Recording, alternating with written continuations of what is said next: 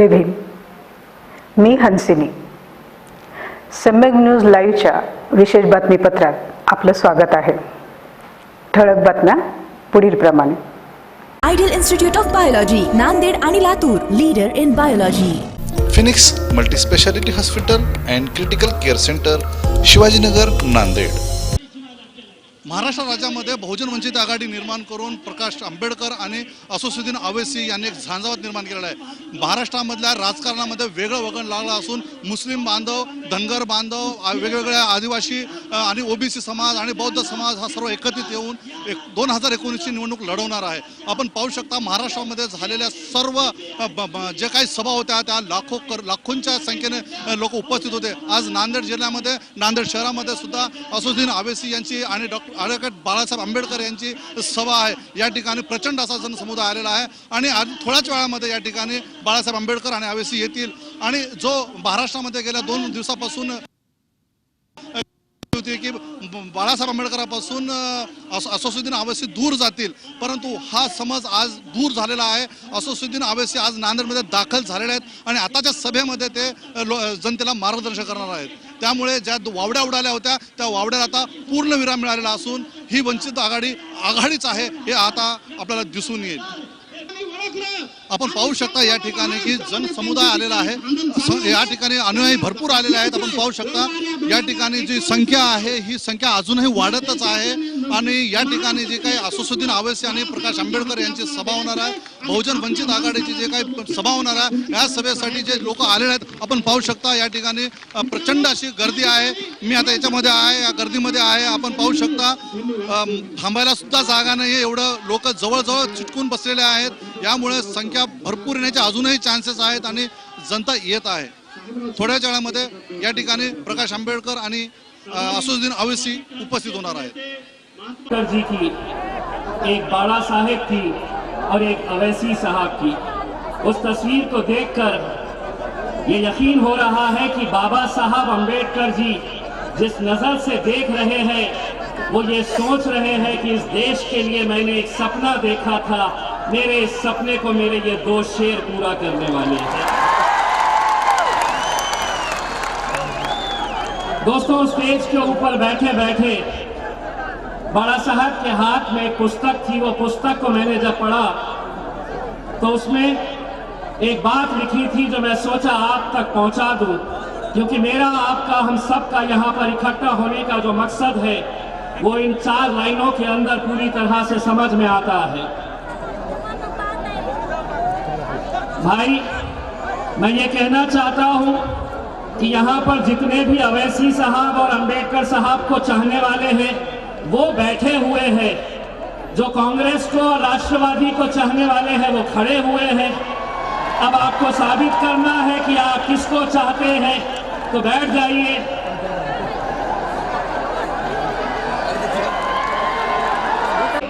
तो वक्त भी रुक जाएगा.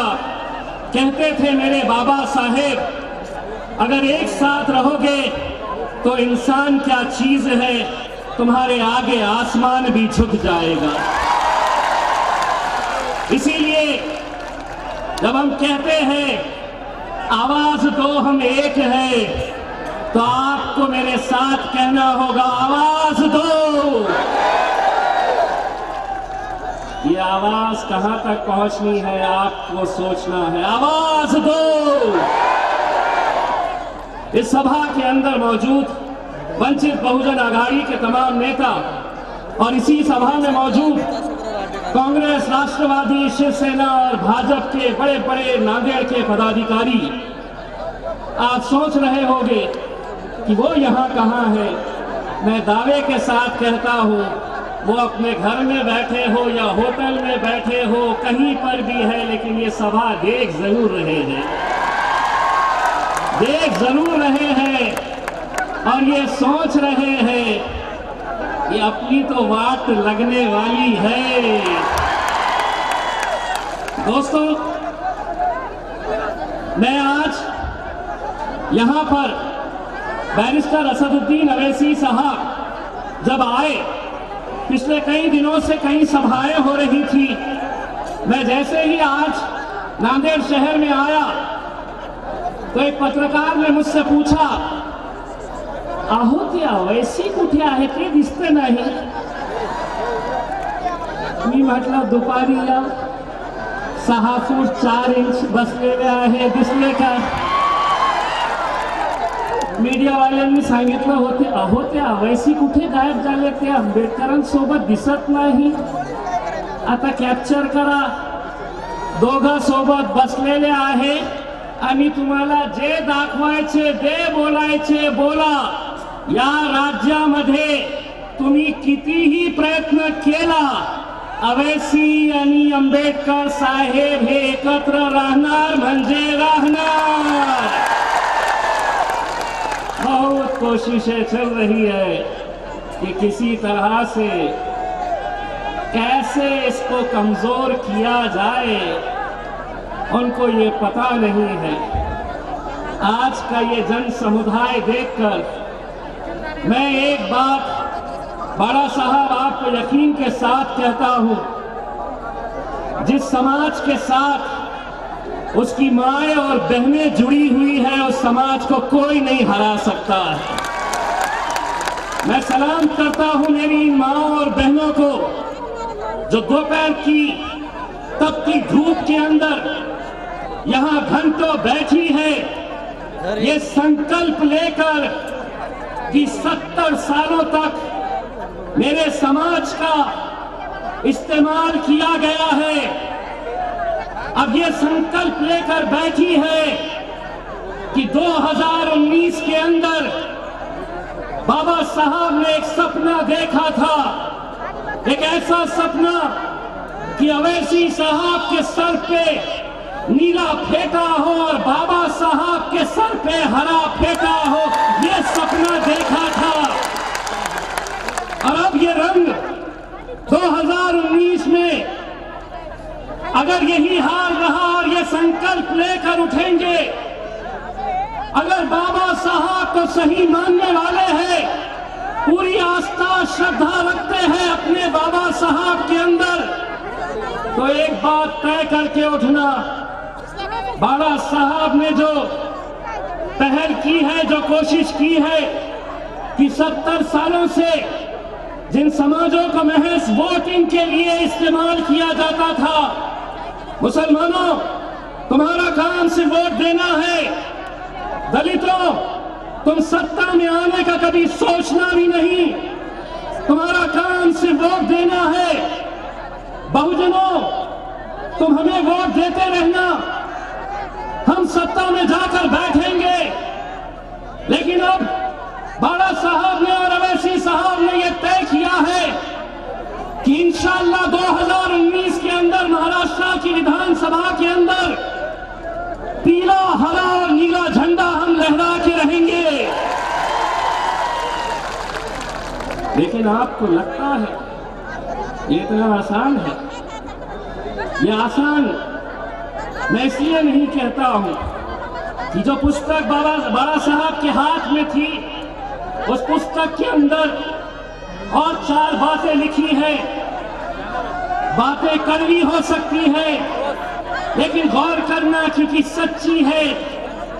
जो बातें लिखी है इसका शीर्षक है गद्दारों से सावधान, और 4 लाइनें जो लिखी है वो ये है, खजाने को चोरों से नहीं पहरेदारों से धोखा है, अंबेडकरवाद को दुश्मन से नहीं समाज के गद्दारों से धोखा है. इसीलिए भीम के बंदो, इसीलिए भीम के बंदो चोरों पर नहीं पहरेदारों पर नजर रखनी है. अंबेडकरवाद जिंदा रखना है तो दुश्मन पे नहीं समाज के गद्दारों पर नजर रखनी है. ये कितनी सही बातें हैं. आज तक जानते हैं कि हम लोग सत्ता की सीढ़ियों तक क्यों नहीं पहुंच पाए. हम इसलिए नहीं पहुंच पाए कि हमें कभी किसी गैरों ने नहीं हराया है.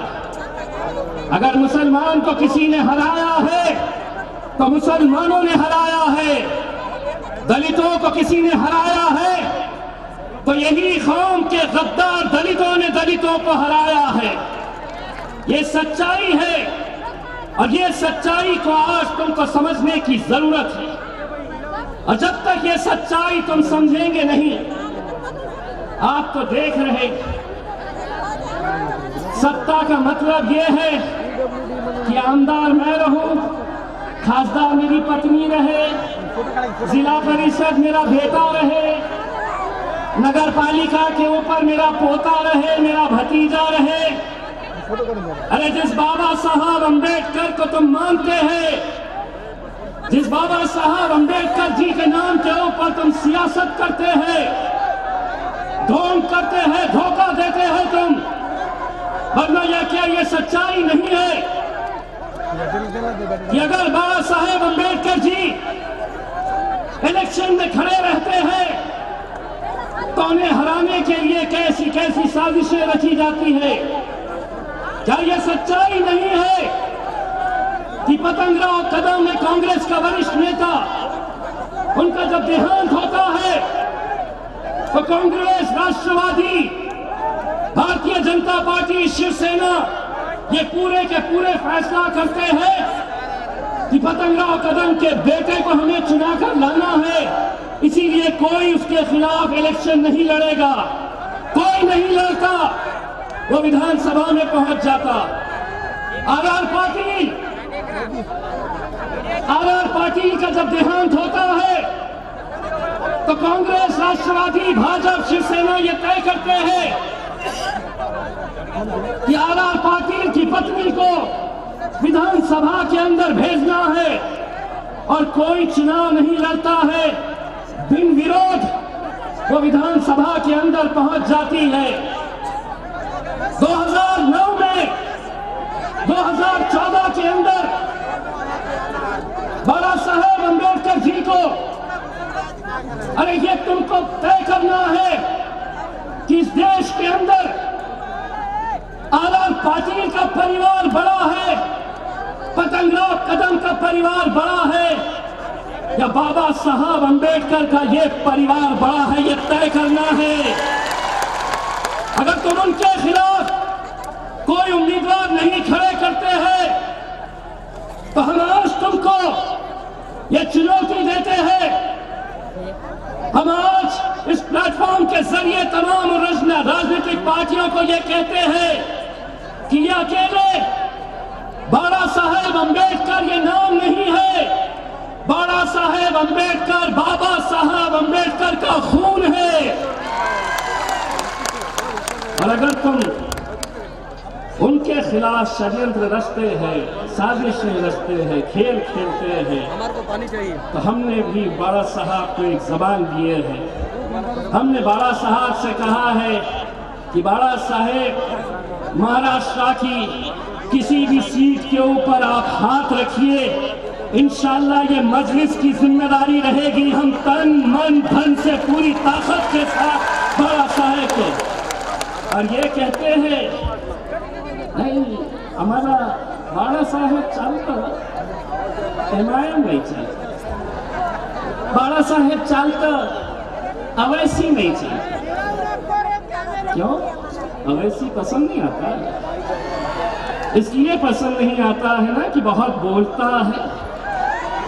और तुम्हें वो लोग चाहिए जो उठ बोले तो उठेंगे, बैठ बोले तो बैठेंगे।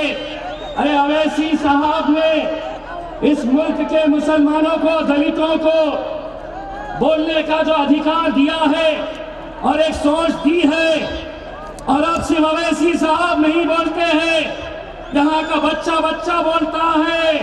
हम अंगूर को अंगूरी कहेंगे, लंगूर को लंगूरी कहेंगे। तुम अगर कहेंगे कि ऐसा बोलो, हम तुमको बोलेंगे ये खाना है तो इस देश में रहना नहीं, पाकिस्तान चले जाओ। ये जब से भाजपा आई है, जब से शिवसेना आई है, ऐसा पहनो, ये बोलो, ये खाओ, नहीं तो जाओ। अब हम नांदेड़ की सरजमीन से बहुजनों के, दलितों के, मुसलमानों की तरफ से एक बात कहना चाहते हैं कि सभी का खून शामिल है इस मिट्टी में। ये मुल्क तुम्हारे बाप की जागीर नहीं है, सभी का खून शामिल है इस मिट्टी में। मेरे भाई, हम आज आपसे सिर्फ इतना कहने के लिए आए हैं, इस तरह के जलसे तो होते रहेंगे, लेकिन आप लोगों को ये सोचना है कि अगर हमारा लक्ष्य विधानसभा है तो उस विधानसभा के लिए, उस लोकसभा के लिए हमें बहुत जद्दोजहद और मेहनत करने की जरूरत है। और मुझे पूरा यकीन है कि आप बाबा साहब को चाहने वाले हैं, हम बाबा साहब को चाहने वाले हैं। और आज इस सभा में उठने से पहले हम ये वचन लेकर उठते हैं कि कुछ भी हो जाए, कितने भी आ जाए, कौम के गद्दार जो जो करना चाहे करे, लेकिन हम इस महाराष्ट्र के अंदर कोई एक आवाज के ऊपर चलेंगे तो वो आवाज होगी सिर्फ और सिर्फ बाबा साहेब अम्बेडकर जी की आवाज होगी। बहुत बहुत धन्यवाद। पाहत रहा सम्यक न्यूज लाईव्ह। बातमी पाहण्यासाठी यूट्यूबवर सबस्क्राईब करा,